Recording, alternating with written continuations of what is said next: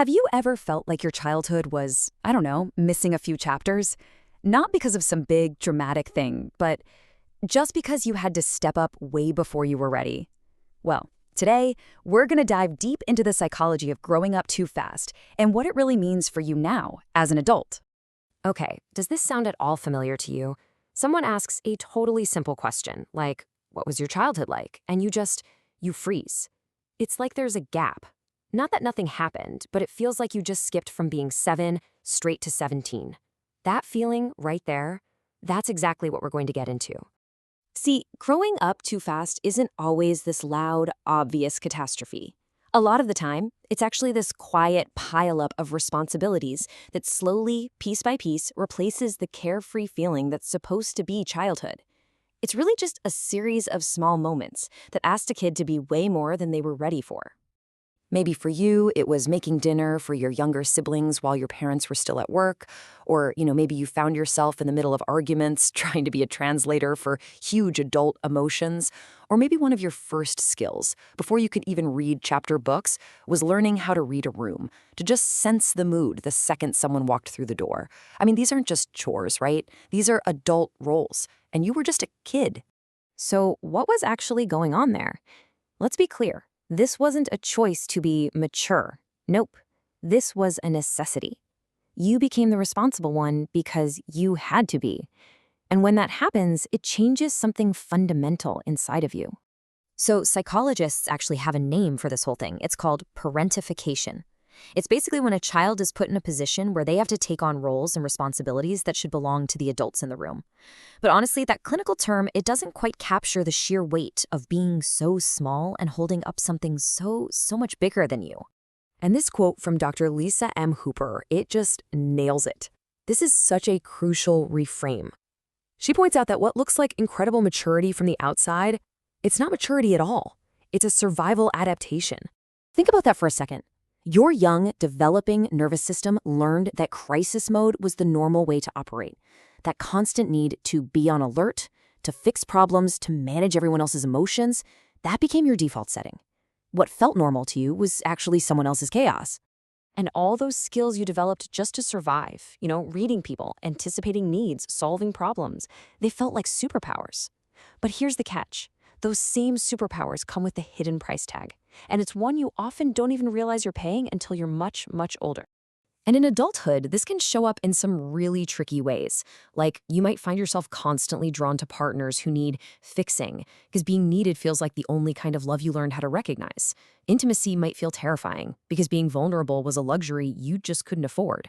You might even find that a stable, available partner feels kind of boring or just wrong. And that deep need for control, yeah, that comes from a time when any kind of unpredictability meant disaster. And this really highlights the disconnect, right? People might look at you and say, oh, you're so type A, or you're a perfectionist, or just you're anxious. But what they're really seeing is the aftershock.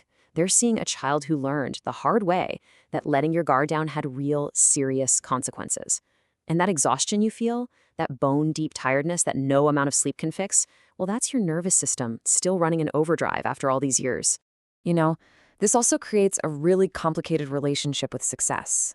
You achieve things, amazing, impressive things, but it just never feels like enough, does it? There's this constant voice in your head pushing for more, better, faster. And that's because somewhere way back when, your sense of self-worth got completely tangled up with how useful you were to other people. And here is the truly cruel irony in all of this. Society loves these traits. People reward you for this. You're seen as the reliable one, the independent go-getter who just gets things done. You're low maintenance. But what people are praising is actually a trauma response, and nobody ever stops to ask what it cost you to become that way. So, what do you do with all this? I mean, how do you even begin to heal from something that was 1,000 tiny moments, not one big one? Well, the good news is there is a path forward. And it's all about learning to finally let go. The healing process really breaks down into 3 big steps. First, you have to allow yourself to grieve what you lost. Second, you have to consciously redefine what makes you worthy. And third, and this one is tough, you have to practice the totally unfamiliar skill of just receiving care. Grieving, I know it sounds so dramatic, but it's absolutely essential. This is about giving yourself permission to mourn the childhood you didn't get to have, to mourn for the kid who deserved to be messy and needy and make mistakes, and to know deep in their bones that they would still be loved no matter what. And saying this out loud doesn't make you ungrateful. It just makes you honest. Next up is redefining your worth, and it's all about untangling it from your productivity. It's about really internalizing this idea right here. You are not a human doing, you're a human being, and your value isn't based on what you accomplish or how much you can carry for other people. Simply being here, that is enough.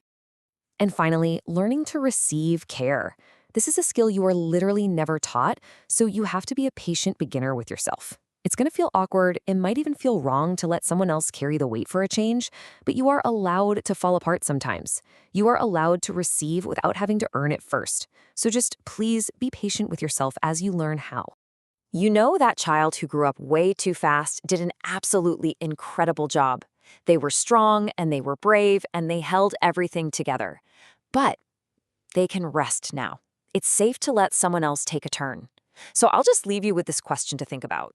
You've been holding on so tight for so long. What would it actually feel like to finally let go?